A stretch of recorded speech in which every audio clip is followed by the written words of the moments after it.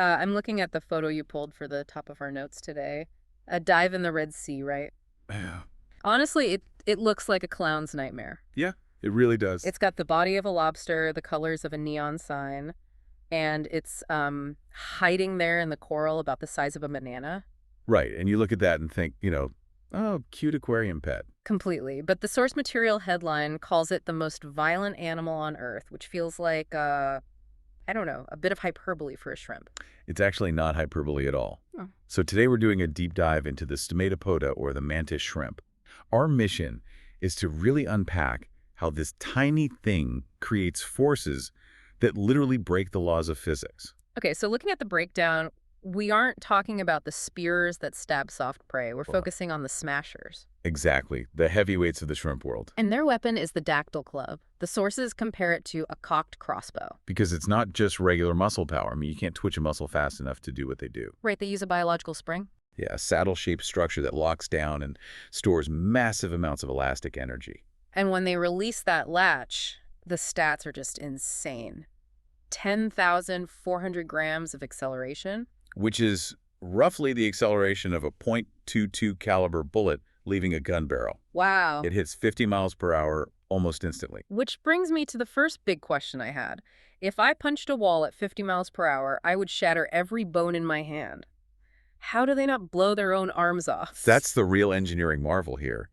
The sources highlight a specific shock-absorbing structure in the club made of hydroxyapatite crystals. That's the same stuff in human bones, right? It is, but arranged differently. It's a helical herringbone pattern. Kind of like high-tech plywood. Exactly.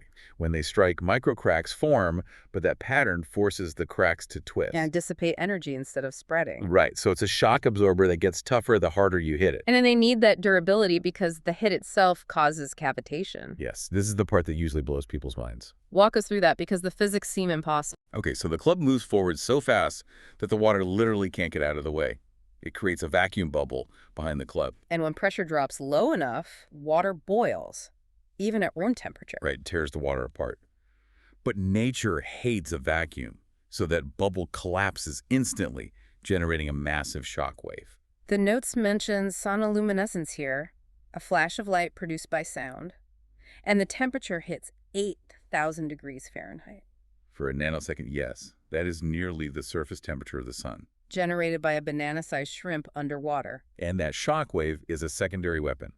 Even if the shrimp misses the snail, it's aiming at the blast wave from the implosion is enough to stun or kill it. But if you have a weapon moving faster than a bullet, you need a targeting system that can keep up.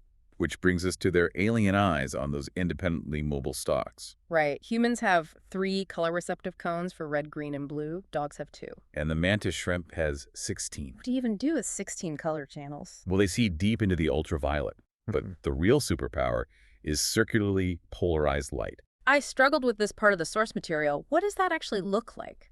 Imagine light spiraling like a corkscrew.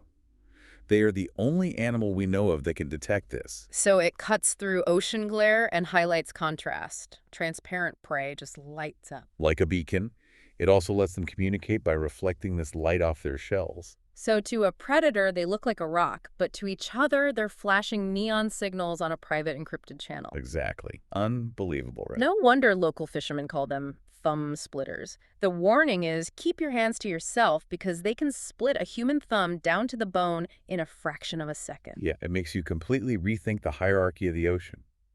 A little creature packing the heat of the sun, the speed of a bullet, and futuristic vision. It's extreme evolution. Nature engineered the perfect weapon. Human engineers are actually studying that herringbone structure to build better body armor. We're still trying to copy what this shrimp figured out millions of years ago. Which leaves you with this final thought.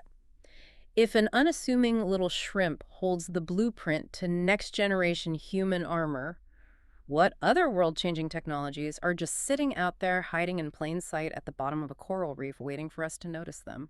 That's a really great question to explore on your own. That does it for today's deep dive. Thanks for listening, and watch your thumbs out there.